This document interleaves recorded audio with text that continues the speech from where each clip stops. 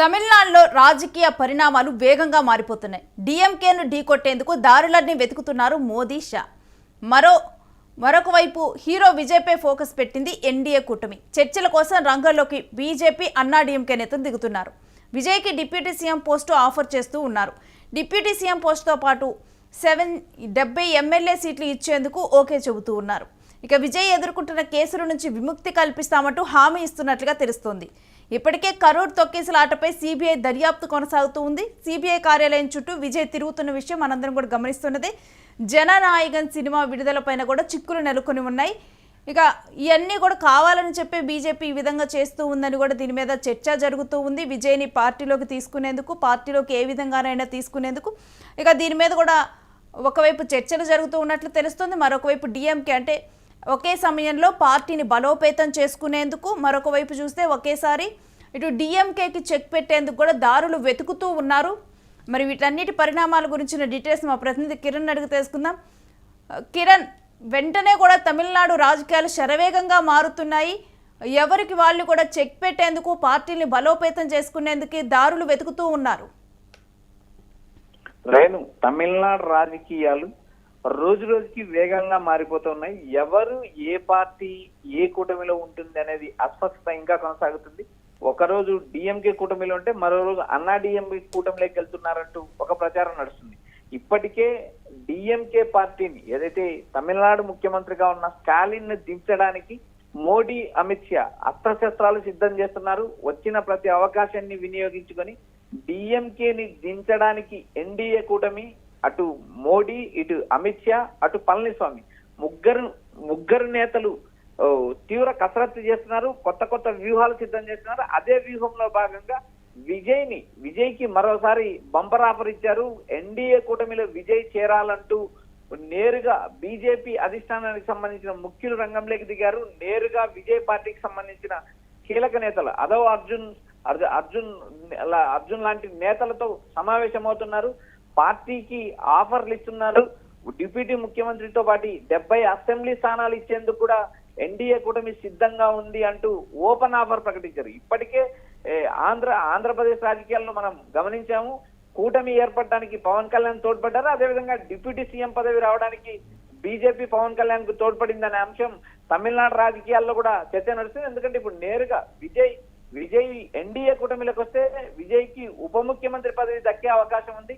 70 MLA సీట్లు ఇవ్వడానికి సిద్ధంగా ఉన్నాం. రాబోయే రోజుల్లో డిఎంకే కూటమిని దించేది ఎన్డీఏ కూటమినే. విజయ్ ఒక్కరు ఒంటరిగా పోరాటం చేసి ఎన్నికల్లో గెలవలేరంటూ విజయ్ బ్రెయిన్ ను వాచ్ చేయడానికి బీజేపీకి సంబంధించిన కొంతమంది కీలక నేతలు రంగంలోకి దిగారనే సమాచారం వినిపిస్తుంది. రేణు, అంటే సేమ్ ఇప్పుడు ఏపీ తరహాలోనే బీజేపీ అక్కడ ఒక ప్లాన్ రెడీ చేసుకుందని చూడాలా? ఎందుకంటే ఎలాగైనా సరే విజయ్ని తమ పార్టీలోకి తెచ్చుకునేందుకు దారులన్నీ కూడా వెతుకుతూ ఉంది.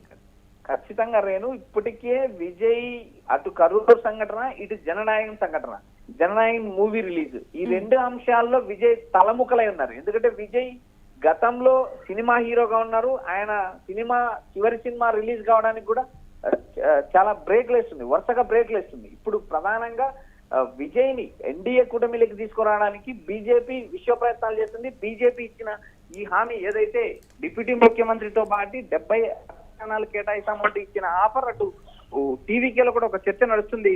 రేణు, అయితే ముఖ్యంగా చూసుకుంటే కనుక ఎలాగైనా ఇప్పుడు సిబిఐ కేసులు ఇవన్నీ అడ్డు పెట్టుకొని విజయ్ని తీసుకోవాలనుకుంటున్నారు పార్టీలోకి. ఆల్రెడీ కూడా బీజేపీ మీద ఎక్కడైనా కానీ తమకి కావాల్సిన నేతలను తమ దారిలోకి తెచ్చుకోవాలన్నా, తమ పార్టీలోకి తెచ్చుకోవాలన్నా కానీ సిబిఐ కేసులు అంటూ కూడా వేధిస్తూ ఉంటుందన్న అంశాన్ని ఇక్కడ మరోసారి ప్రస్తావనకు తీసుకొని వస్తుంది. రేణు, ఇక్కడ తమిళనాడులో ఖచ్చితంగా ఎన్డీఏ కూటమి గెలవడానికి విశ్వ ప్రయత్నాలు చేస్తుంది అనుకోవడంలో ఎలాంటి సందేశం లేదు.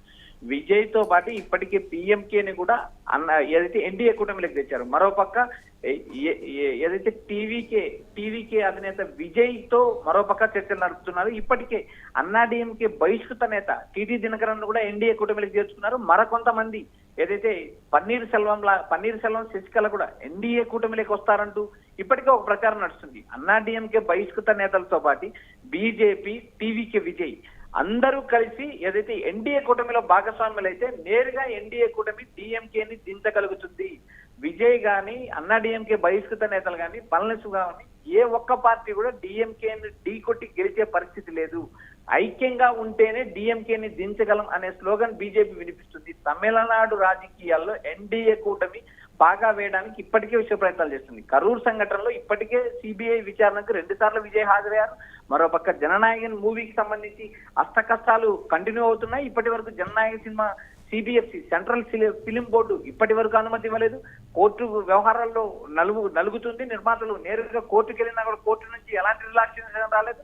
అటు కరూర్ సంఘటనలో కూడా వరుసగా విజయ్ కి ఈ నోటీసులు రావడం, విజయ్ ని మొదట 160 సిఆర్పిసి కింద సాక్షిగా పిలిచి ఇప్పుడు నేరుగా విజయ్ ని ఏదైతే అనుమానితుడు నిందితుడి కింద చేర్చడం, రాబోయే ఫిబ్రవరి మొదటి వారంలో విజయ్ మీద నేరుగా ఛార్జ్ షీట్ కూడా దాఖలు చేసే అవకాశం ఉంది. ఒకసారి సిబిఐ ఛార్జ్ షీట్ నమోదైతే విజయ్ అరెస్ట్ అయ్యే అవకాశాలు కూడా స్పష్టంగా కలుగుతాయి. ఎందుకంటే పార్టీ ఇప్పుడు పుట్టింది, కొత్తగా పుట్టిన పార్టీ అధినేత ఏదైతే ఊహించని పరిస్థితులు జైలుకి వెళ్ళిన నేపథ్యంలో ఆ పార్టీ మనుగడ కూడా కష్టం అవుతుందంటూ విజయ్ అటు బీజేపీ నేతలు, బీజేపీకి సంబంధించిన మధ్యవర్తులు కూడా విజయ్ ని వాచ్ చేస్తున్నారు. విజయ్ బుర్ర వాచ్ చేస్తున్నారంటే ఇప్పటికే తమిళ రాజకీయాల్లో ఒక చర్చ నడుస్తుంది. రాబోయే రోజుల్లో తమిళనాడులో డిఎంకే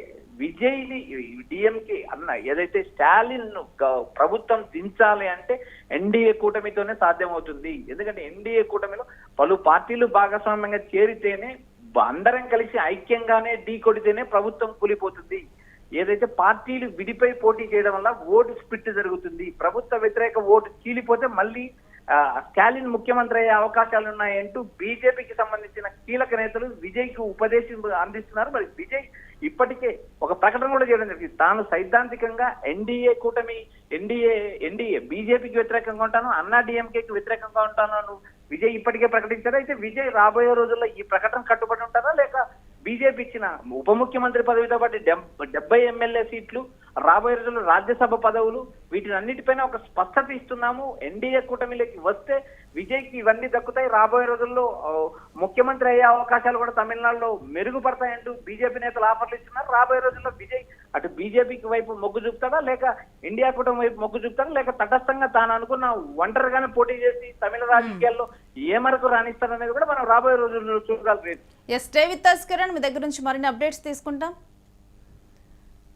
ఇక ఈసారి తమిళనాడులో పాగా వేసేందుకు బీజేపీ అక్కడ విశ్వ ప్రయత్నాలు చేస్తుందనే చూడాలి. అక్కడ డిఎంకేకి ఎలాగైనా చెక్ పెట్టి ఈసారి బలాన్ని పుంజుకునేందుకు కూడా ఇక్కడ విజయ్ అనే అస్త్రాన్ని, హీరో విజయ్ అనే అస్త్రాన్ని వాడాలని, దీనికి డిప్యూటీ సీఎంగా కూడా అతనికి ఇప్పుడు ఆఫర్ ఇచ్చినట్లుగా తెలుస్తూ ఉంది. ఇక మరొక వైపు చూసుకుంటే ఎలాగైనా విజయ్ ద్వారా పార్టీని బలోపేతం చేసుకోవాలంటూ కూడా ఇప్పుడు భావిస్తున్నట్లుగా తెలుస్తుంది.